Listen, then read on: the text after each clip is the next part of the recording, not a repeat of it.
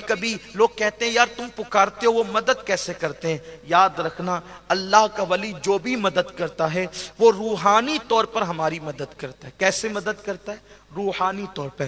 اور روح کے لیے شیخ عبدالحق محدث دہلوی نے لکھا ہے کہ دور اور یکساں ایک ہی ہے، ان کے لیے دور نزدیک کی کوئی حیثیت نہیں ہے، روحانیت کے لیے کچھ حیثیت نہیں ہے۔ بلکہ آپ کو بتاؤں، ہم اور آپ ابھی مولانا باوضو رہنے کی فضیلت بیان کر رہے تھے، ہم اور آپ حدیث پاک میں آتا ہے کہ جب باوضو سوتے ہیں، کیسے سوتے ہیں؟ باوضو سوتے ہیں تو ہماری روح کو نکال کر لے جایا جاتا ہے اور عرش کی سیر کرائی جاتی۔ روزانہ باوضو سونے والا کہاں کی سیر کرتا ہے؟ عرش کی۔ اور باوضو سونے والے کی روح عرش کے نیچے سجدے میں رہتی ہے جب تک وہ سوتا رہتا ہے۔ اسی لیے اس کا سونا بھی سجدے میں شمار ہوتا ہے، عبادت میں شمار، سجدے میں۔ اب آپ کو بتاؤں، دھیان دینا، روح کہاں ہے؟ بولیے بولیں، بولیے بھائی، ڈریے مت، غلطی ہوگی تو اصلاح ہوگی نا، سب مل کے بولے، روح کہاں ہے؟ عرش کے نیچے حالت سجدہ میں ہے۔ ٹھیک، بیوی آ کر کے کہتی اٹھو جی 7 بج گئے، روح کہاں ہے؟ بولے، عرش کے نیچے، اور بیوی جگہ کہاں آ رہی ہے؟ اٹھیے 7 بج گئے۔ بولو آپ سنتے ہیں کہ نہیں سنتے؟ اٹھتے وقت سنتے ہیں تو بولیے سنے تبھی تو اٹھے نا، پہلے سنا تبھی تو اٹھے، ہلانے کا احساس ہوا تبھی تو اٹھے۔ تو یہ جو سننا تھا وہ کس نے سنا؟ کس نے سنا؟ روح نے سنا۔ اب بولو عرش دور ہے یا اجمیر مقدس دور ہے؟ اور یہ تو حدیث صحیح ہے نا۔ دوسری بات سنیں، علامہ دمیری حیات الحیوان میں لکھتے ہیں کہ یہ جو مرغ دیکھا ہے؟ دیکھا ہو تو ہاں کہہ دو، نہیں دیکھا تو نہ کہہ دو۔ مرغا دیکھا ہے؟ ہاں روز کھاتے ہیں نا، دیکھا ہے تو دیکھا ہے۔ مرغ، یہ وہ مرغا نہیں جو تمہاری بیماریاں پیدا کرتا ہے، وہ مرغے کی بات کر رہا ہوں جو اصلی مرغا ہے۔ وہ تو دیکھا ہی ہوگا، کبھی کبھار دکھ جاتا ہے قسمت سے، اب کم نظر آتے ہیں۔ مرغ، یہ مرغ جو ہے مخصوص موقع پر بانگ دیتا ہے، بانگ دیتا ہے۔ کیا بولتا ہے وہ؟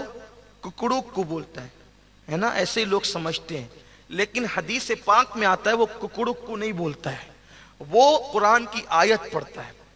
علامہ دمیری حدیث میں لکھتے ہیں آیت وہ یہ پڑھتا ہے، وہ کہتا ہے آیت کریمہ یوں پڑھتے ہوئے، وہ کہتا ہے قوموا للہ قانتین۔ کیا کہتا ہے وہ؟ قوموا للہ قانتین، قوموا للہ۔ اب آپ سمجھے، دیکھیے اس کی بانگ ابھی آپ کے سمجھ میں آئے گی۔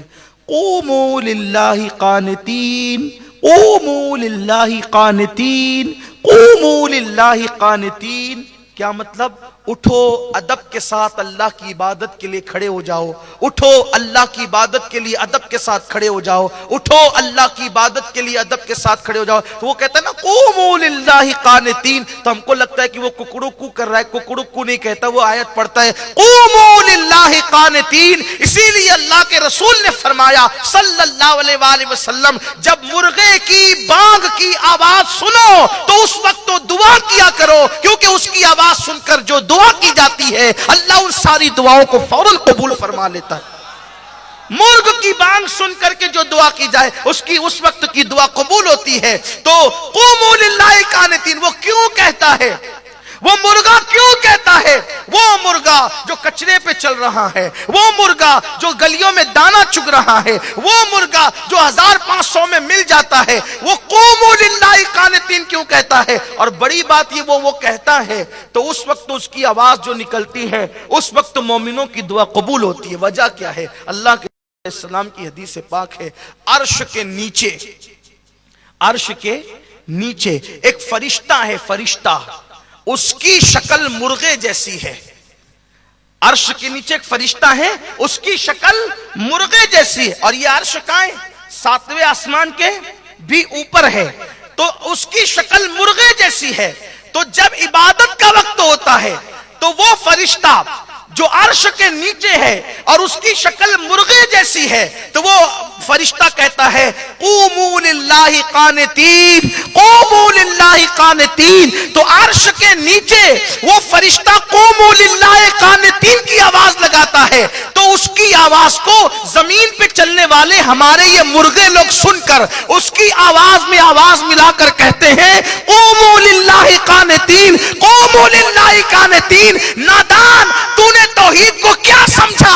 अगर मेरा अल्लाह किसी को सुनाना चाहे तो वो मुर्गा जिसके कान भी सही से नजर नहीं आते, जब वो अर्श के नीचे बोलने वाले फरिश्ते की आवाज को गली में चलने वाला मुर्गा सुन लेता है, अगर अल्लाह उसको सुनाना चाहे, जब मुर्गे को कुदरत इतना सुना सकती है तो अपने वलियों को कितना सुना सकती है? उनके कानों की पावर का ताकत का आलम क्या होगा? लोगों ने अल्लाह की ताकत को समझा क्या है, लोगों ने अल्लाह की कुदरत को समझा। मुर्गे के बारे में मान लिया कि वो अर्श के नीचे वाले फरिश्ते की आवाज को सुन लिया, और वली के लिए कहता है कि ये क्या सुनते? अरे मुर्गे के बराबर भी वली को नहीं माना तूने, जालिम हो। तो अर्ज ये कर रहा था कि अल्लाह के वली की ताकत बड़ी है, अल्लाह की, क्योंकि उस पे अल्लाह का रंग चढ़ा है। कुरान कहता है सिबगत अल्लाह वमन अहसनु मिनल्लाहि सिबगा, अल्लाह के रंग में रंग जाओ, अल्लाह के रंग से बेहतर किसका रंग है? तो अल्लाह के रंग में वली रंगता है तभी तो वली बनता है। अल्लाह फरमाता है उसके कान बन जाता हूं, उसकी आंख बन जाता हूं, उसकी जबान बन जाता हूं, उसके हाथ बन जाता हूं, उसके पैर बन जाता हूं।